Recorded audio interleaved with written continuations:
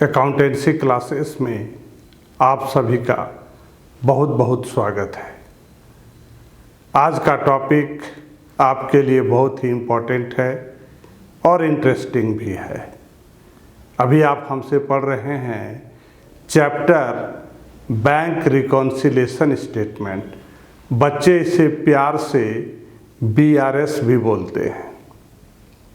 इस चैप्टर में हमारा टॉपिक होगा आज का differences caused by error committed in recording transaction.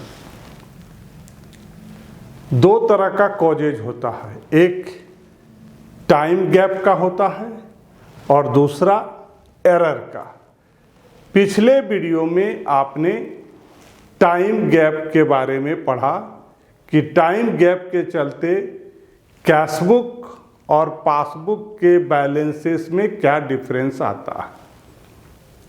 आज का हमारा टॉपिक है एरर ओमिटेड। क्या होगा कि जब अकाउंटेंट एंट्री करता है तो रिकॉर्ड करना भूल जाता है। एरर ऑफ ओमिशन, लिखना भूल जाता है। ऐसे सिचुएशन में कैशबुक और पासबुक के बैलेंसेस में अंतर आते हैं। तो स्टार्ट करते हैं आज का topic differences causes bye errors committed in recording transaction. Recording करते समय लिखना भूल जाना। उसमें दो तरह का, एक है number 1 error committed in recording transaction by the firm. सबसे पहले हम बात करेंगे फर्म का, फिर बैंक का, कि फर्म के द्वारा जब उसके यहाँ रिकॉर्डिंग होती है तो क्या क्या एरर आता है। फर्म की बात करते हैं। पहला, cheque issued to creditor but omitted to be recorded in the cash book. हम यहाँ पर बात कर रहे हैं कि किसी फर्म के अकाउंटेंट के द्वारा क्या गलती होती है।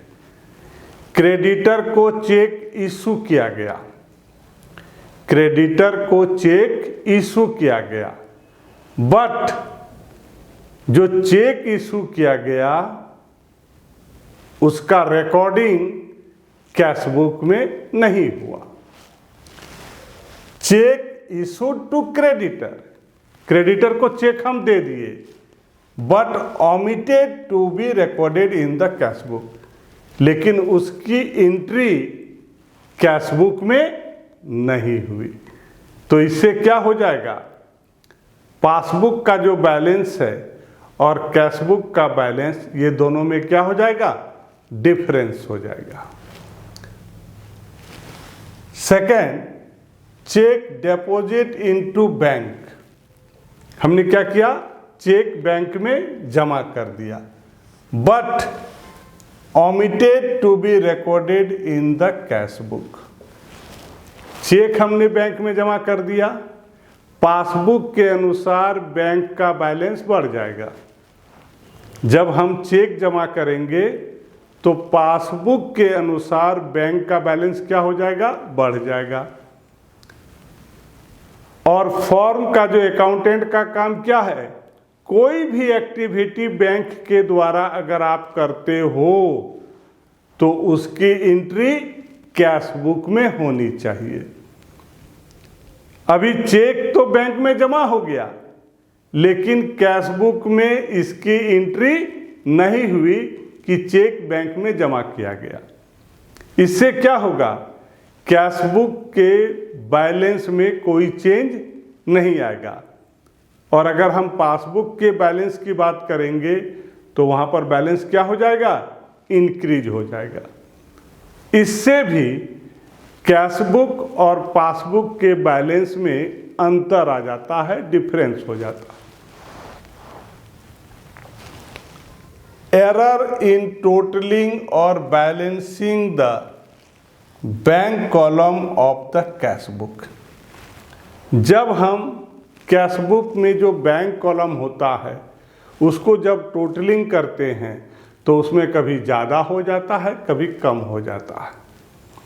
इससे कैश बुक का जो बैलेंस है वो पासबुक के बैलेंस से क्या हो जाता है, डिफरेंस हो जाता है।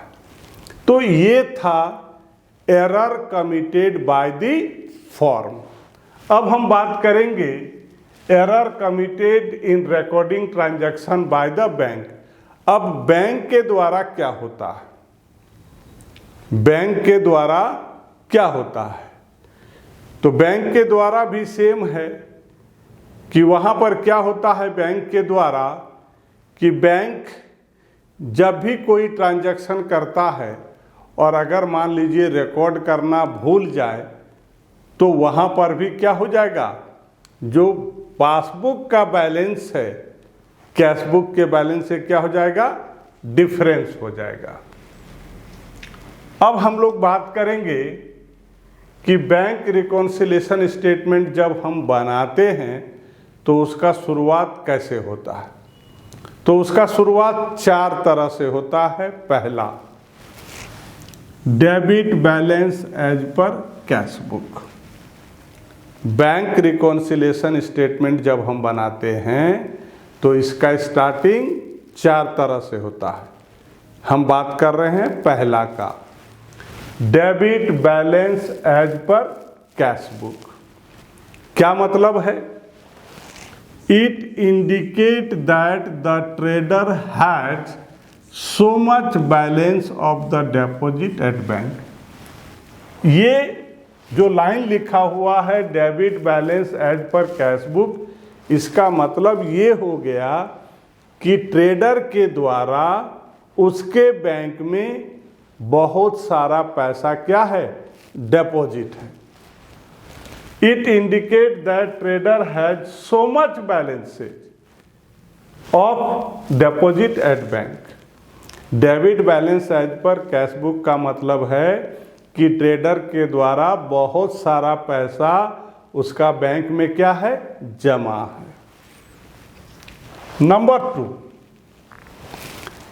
Credit balance as per cash book. हम आपसे क्या बात कर रहे हैं, जब हम बैंक रिकॉन्सिलिएशन स्टेटमेंट बनाएंगे तो उसका स्टार्टिंग क्या होगा।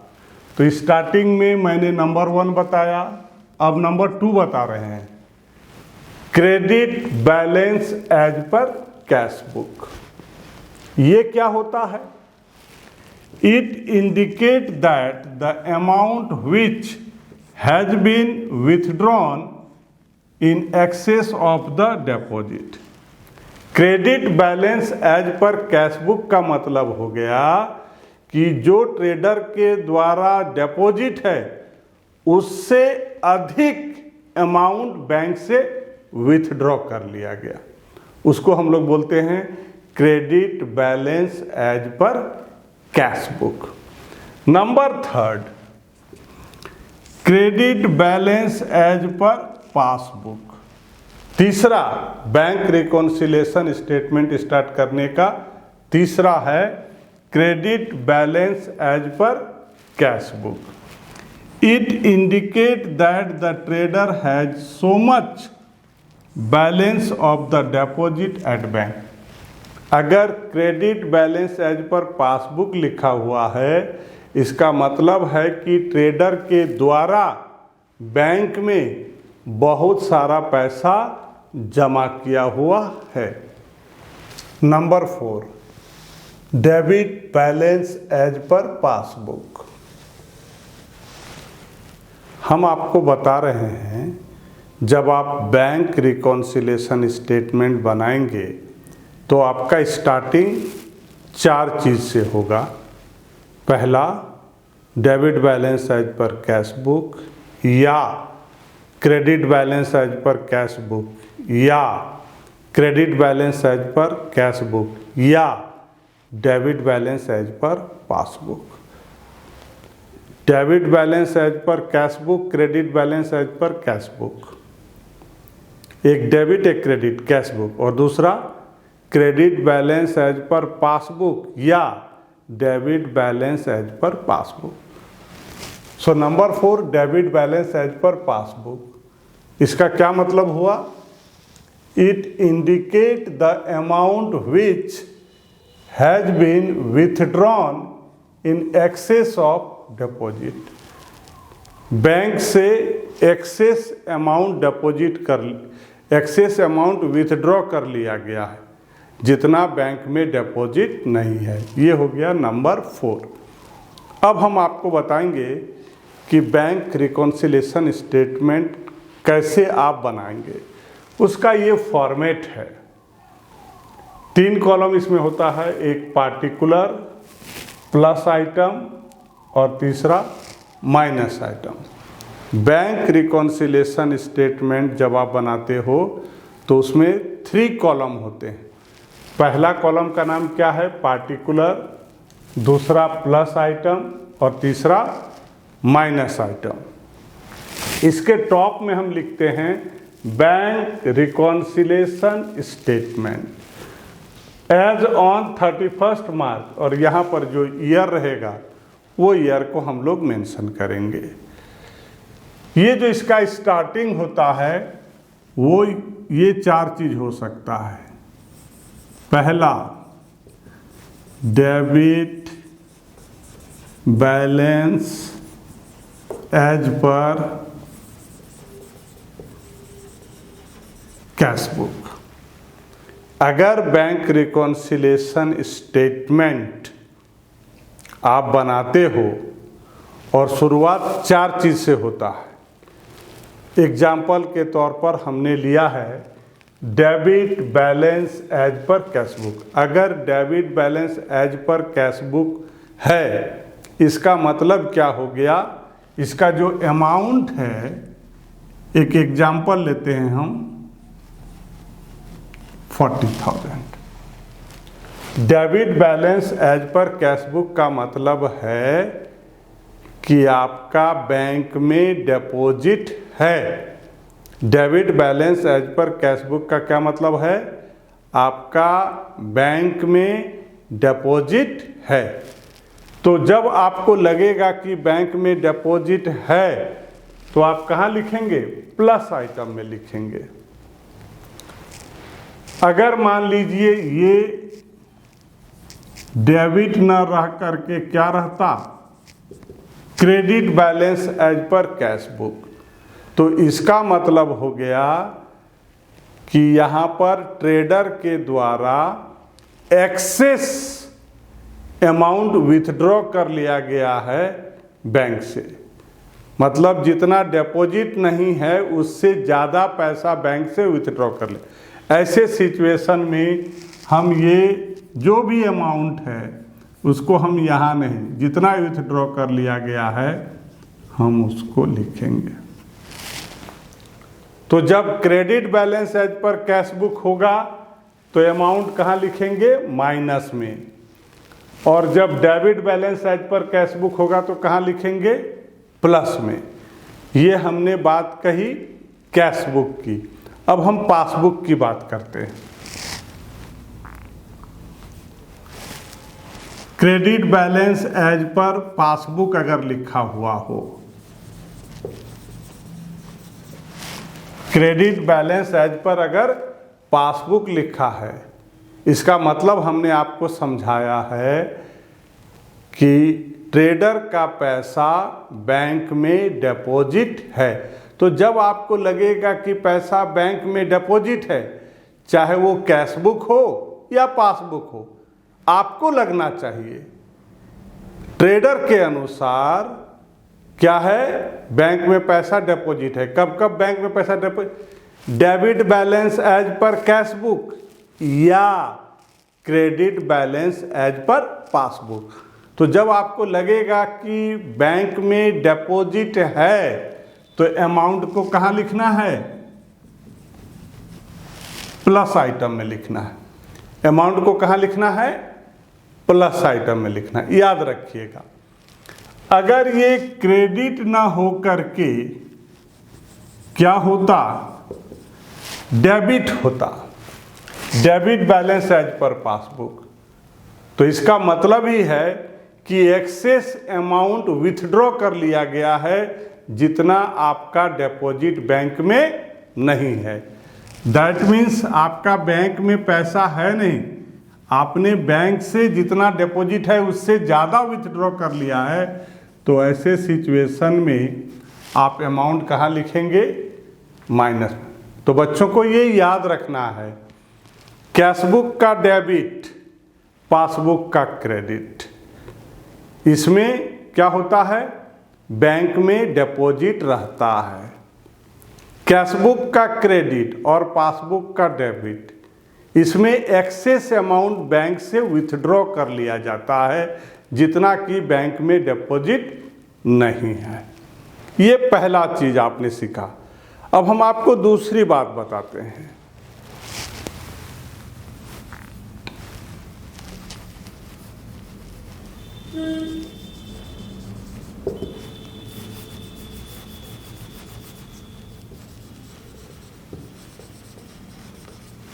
Debit balance as per cash book, ये 40,000। यहां पर बहुत सारे एंट्री होंगे। क्या होगा? बहुत सारे एंट्री होगा। अब हम उसका टोटलिंग करते हैं। मान लीजिए ये आ गया 60,000 और ये आ गया आपका 35,000। एक एग्जाम्पल के तौर पर आपको बता रहे हैं कि जब हम क्वेश्चन को सॉल्व करेंगे तो यहाँ पर स्टार्टिंग क्या है? Debit balance as per cash book. That means पहला अमाउंट हमारा कहाँ लिखाएगा? प्लस में लिखाएगा। और भी स्टेटमेंट को हम यहाँ पर लिखेंगे, किसी को प्लस करेंगे, किसी को माइनस करेंगे। उसके बाद हम एक काम करते हैं टोटलिंग का, टोटल। तो मान लीजिए इधर का जो भी आइटम है उसको ऐड करने से 60 आया और इसको ऐड करने से कितना आया? 35 आया। दोनों को हम क्या करेंगे? माइनस करेंगे। 60,000 में 35,000 माइनस करेंगे, 25 आया। अब आपको ये यहाँ सीखना है कि 25 कहाँ लिखना है। तो याद रखिएगा, ये दोनों में जो स्ट्रॉन्गर होगा, जो मजबूत होगा, उसी के नीचे लिखना है। ये नहीं कि इधर कम है तो इधर लिख दिए, नहीं। किधर लिखना है? जिधर अमाउंट आपका ज़्यादा रहेगा। 60, 35, 60 ज़्यादा है तो उसके जस्ट नीचे लिखना है। ये याद रखिए। ये अमाउंट क्या है उसको सिखा रहे हैं, इसलिए हम आपको बता रहे हैं। जैसे यहाँ लिखा हुआ है डेबिट, तो उसका उल्टा बोलिए क्रेडिट। बैलेंस एज पर, सब उसका उल्टा उल्टा। ये डेबिट है तो यहाँ क्रेडिट लिखिएगा, यहाँ कैश बुक है तो यहाँ पासबुक लिखना है। क्लियर हो गया? तो ये कब हुआ? आप यहाँ पर देखिए कि स्टार्टिंग मेरा प्लस से था और एंड भी क्या हो गया? प्लस में। स्टार्टिंग मेरा प्लस में था, एंड भी हो गया प्लस में। तब देन आपको डेबिट है तो क्रेडिट लिखना है, कैश बुक है तो पासबुक लिखना है। ये हो गया सिचुएशन नंबर 1। अब हम आपसे बात करते हैं सिचुएशन नंबर 2 का, कि मान लीजिए ये रहता आपका 55,000 और ये रहता 65,000।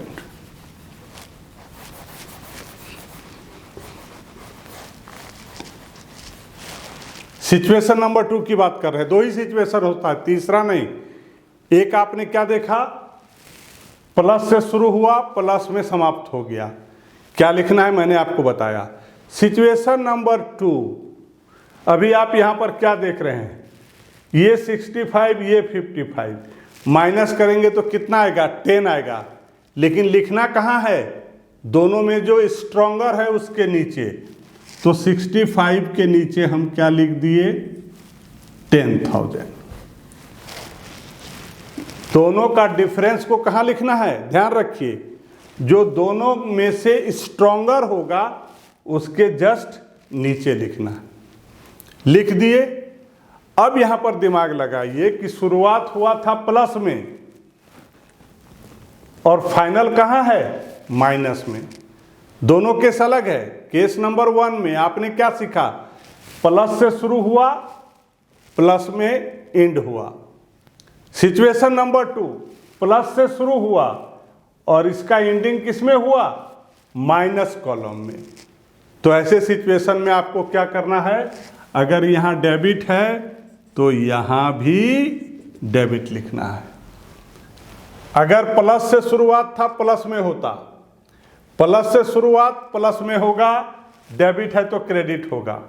माइनस से शुरुआत माइनस में होगा, डेबिट से शुरुआत होगा, क्रेडिट होगा। मेरा कहने का मतलब, अगर स्टार्टिंग प्लस में है तो एंड भी प्लस में होना चाहिए। अगर स्टार्टिंग माइनस में है तो एंड भी माइनस में होना चाहिए। वो है आपका सिचुएशन नंबर 1 कि डेबिट है तो क्रेडिट लिखेंगे। लेकिन अगर हम प्लस से शुरुआत की और आंसर माइनस में आया, माइनस में शुरुआत की और आंसर प्लस में आया, ऐसे सिचुएशन में अगर यहाँ डेबिट है तो यहाँ भी डेबिट होगा। बाकी क्या लिखेंगे, डेबिट बैलेंस एज पर, और यहाँ पर हमेशा होगा, यहाँ कैश बुक है तो यहाँ पर हमेशा होगा पासबुक। तो ये 2 सिचुएशन है। फिर नेक्स्ट वीडियो में हम आपको एक एग्जाम्पल लेकर के बताएंगे कि कैसे। अभी तो जस्ट हमने 2 सिचुएशन बताया कि प्लस से शुरुआत करेंगे, आंसर प्लस में आएगा तो डेबिट है तो क्रेडिट होगा। अगर प्लस से शुरुआत किए माइनस में आंसर आया तो वहाँ डेबिट है तो नीचे भी क्या होगा, डेबिट होगा। आज का टॉपिक यहाँ समाप्त होता है। हम लोग मिलेंगे नेक्स्ट वीडियो में नए टॉपिक के साथ। चैनल में बने रहने के लिए चैनल को सब्सक्राइब कीजिए फॉर फर्दर नोटिफिकेशन। आपका दिन शुभ हो। धन्यवाद।